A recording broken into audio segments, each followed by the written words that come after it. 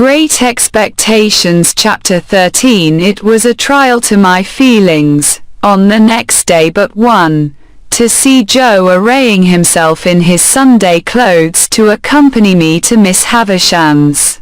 However, as he thought his court suit necessary to the occasion, it was not for me to tell him that he looked far better in his working dress, though rather because I knew he made himself so dreadfully uncomfortable, entirely on my account, and that it was for me he pulled up his shirt collar so very high behind, that it made the hair on the crown of his head stand up like a tuft of feathers.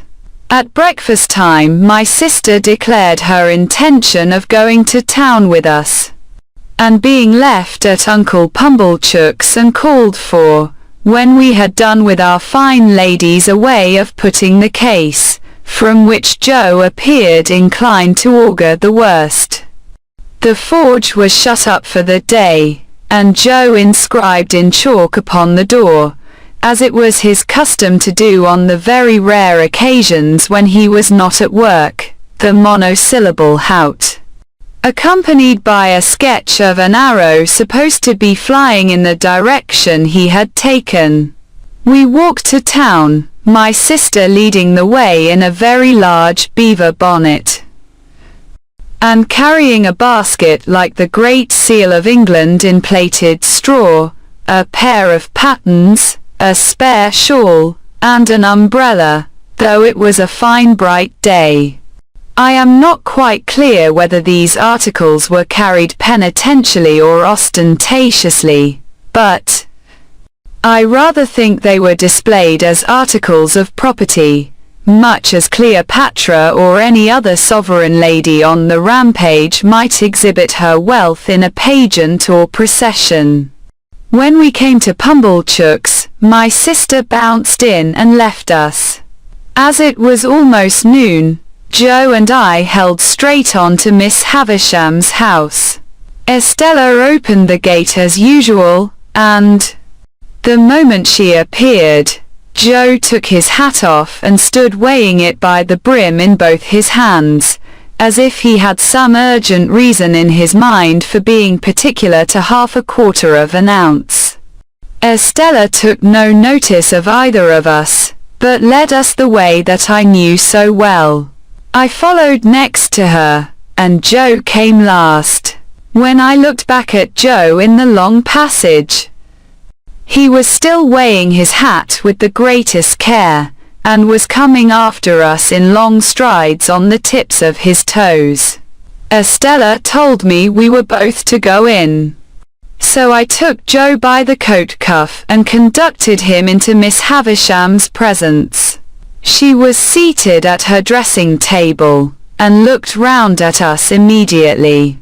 "Oh," said she to Joe, "you are the husband of the sister of this boy." I could hardly have imagined dear old Joe looking so unlike himself, or so like some extraordinary bird, standing, as he did, speechless, with his tuft of feathers ruffled, and his mouth open, as if he wanted a worm.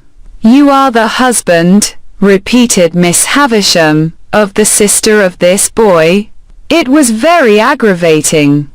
But throughout the interview Joe persisted in addressing me instead of Miss Havisham. "Which I mean to say, Pip," Joe now observed in a manner that was at once expressive of forcible argumentation, strict confidence, and great politeness, "as I hup and married your sister, and I were at the time what you might call, if you was anyways inclined, a single man."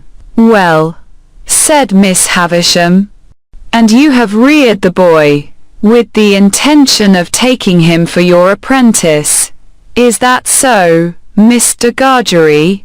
"You know, Pip," replied Joe, "as you and me were ever friends, and it were looked forward to betwixt us, as being calculated to lead to larks."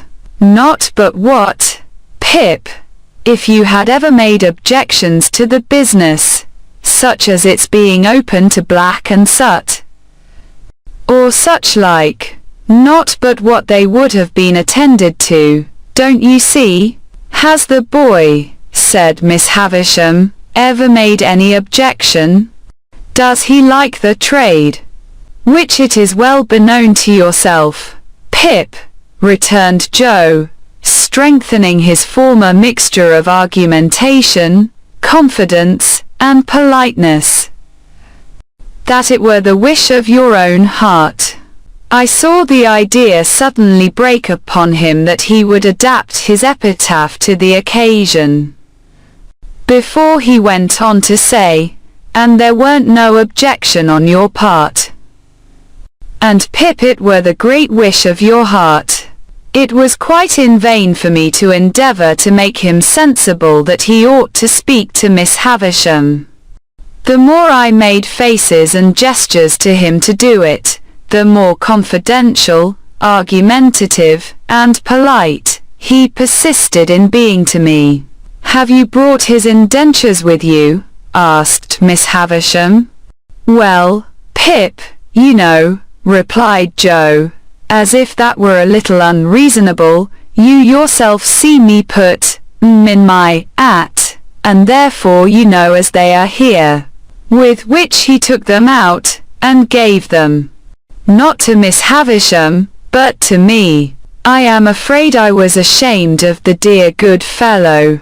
I know I was ashamed of him, when I saw that Estella